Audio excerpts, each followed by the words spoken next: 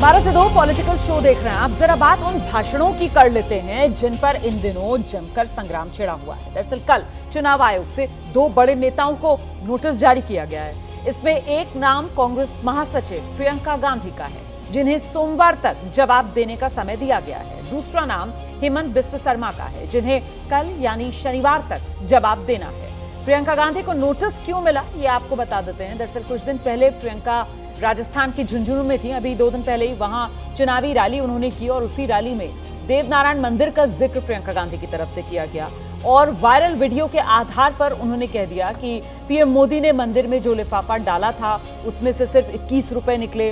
प्रियंका के इस बयान की शिकायत बीजेपी ने चुनाव आयोग से कर दी और आरोप लगाया कि प्रियंका गांधी का बयान आदर्श आचार संहिता के उल्लंघन से जुड़ा हुआ है। तो ऐसे में अब सवाल उठता है, ले आइए जरा स्क्रीन पर सवाल। चुनावी मौसम के बयान किसे नफा किसे नुकसान?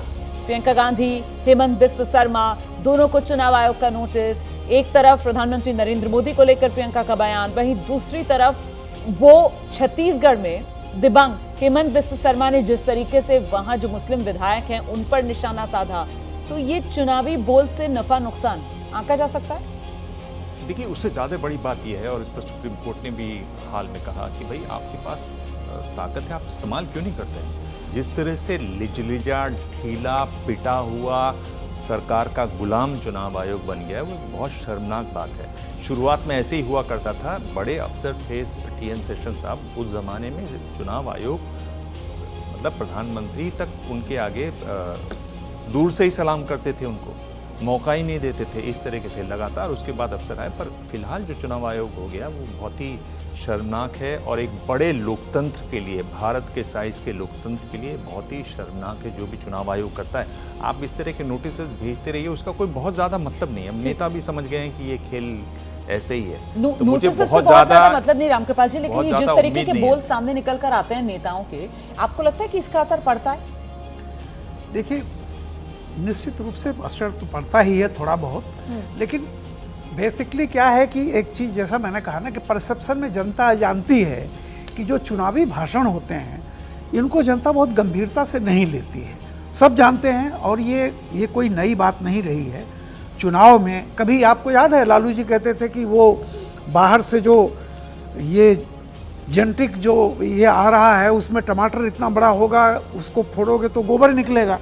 अब इस तरह की चीज़ें होती रही हैं। तो ये देखिए, जो अब जैसे प्रियंका जी ने जो कहा ठीक है, ह्यूमर की कैटेगरी नहीं, अभी ह्यूमर की कैटेगरी में अब आप कह देंगे कि जो टमाटर आएगा जेनेटिक वाला जो होगा उसमें से गोबर निकलेगा। अगर आप इसको ह्यूमर कहते हैं तो मैं खैर उसको छोड़ता हूँ। बट दूसरा पक्ष भ्रम फैलाने वाला भी तो कहेगा। बहुत सारी चीज़ें ऐसी कही जाती हैं जिनको जनता सीधा नहीं। लेकिन एक बात जो आपने पूछा, मैं इस बात को मानता हूँ कि अगर थोड़े बहुत चुनाव आयोग को कुछ चीज़ें ऐसी जरूर करनी चाहिए कि एक उसकी एक स्तर तय किया जाना चाहिए।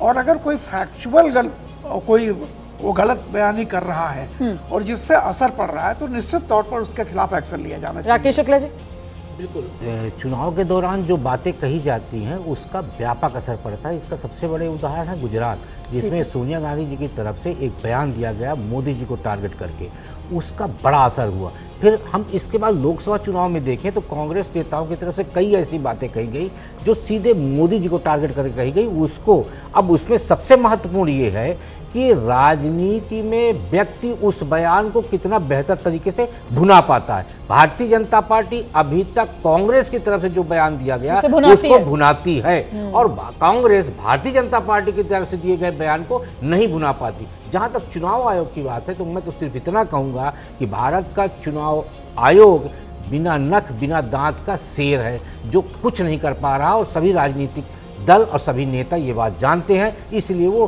पूरे निर्भीक भाव से इस तरह की बातें तो मतलब संदीप, जब तक वो चुनाव आयोग की तरफ से कोई लकीर नहीं खींची जाएगी ये बोल तो इसी तरीके से जारी रहे। जो राकेश कह रहे थे कि बीजेपी बुना लेती है, कांग्रेस नहीं बुना पाती, उसमें भी चुनाव आयोग की भूमिका कहीं ना कहीं आ जाती है। लिजलिजा शब्द इस्तेमाल किया, दिबांग में कहूँगा डाकिया बन गया।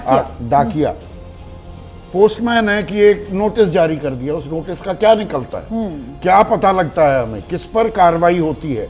कोई जा रहा है तो वो अदालत अपनी तरफ से जा रहा है, मैं तो यहाँ ये कहूँगा कि टीएन सेशन जिनका जिक्र कर रहे थे दिबांग, उनको जल्द से जल्द भारत सम्मान से नवाजा जाना चाहिए और उससे याद दिलाया जाएगा मौजूदा चुनाव आयोग और मुख्य चुनाव आयुक्त और चुनाव आयुक्तों को और आने वाली पीढ़ी को भी एक ऐसा शख्स भी था जो चुनाव आयोग को पूरी तरह से पारदर्शी जिसने बनाया, जिसका डंका, जिसका एक इकबाल था। बिल्कुल, फिलहाल तो वो नेताओं इकबाल- के बोल पर लगाम लगाने में असक्षम चुनाव आयोग ज्यादा नजर आता है और खाना पूर्ति इन नोटिस के जरिए चुनाव आयोग की तरफ से की जाती हुई दिखाई पड़ती है। हम छोटे से ब्रेक के लिए यहां पर रुक रहे हैं, आगे जब लौटेंगे तो बात पीएम मोदी की होगी, जो पिछले 3 दिन से एक ऐसा मैसेज दे रहे हैं जो 2024 के चुनाव में सबसे बड़ा मुद्दा बनने वाला है। क्या है वो मैसेज, कौन सा है वो मुद्दा, बताएंगे आपको।